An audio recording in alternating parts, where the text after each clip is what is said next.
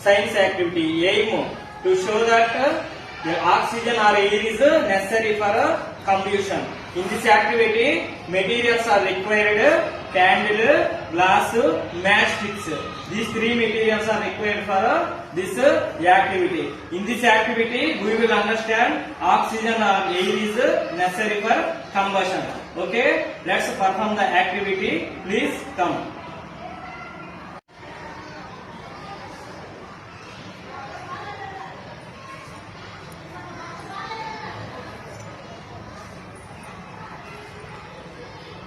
Is the candle.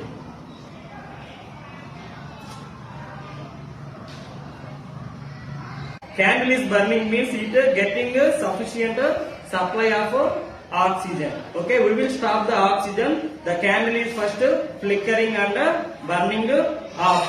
Okay, still now it is burning. We can take the glass, slowly put it here. You can observe the light is flickering.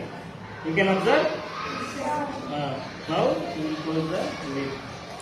Okay, the light is extinguished because we stop the supply of oxygen. So that's why it is extinguished. So in this activity we learn oxygen or air is necessary for combustion.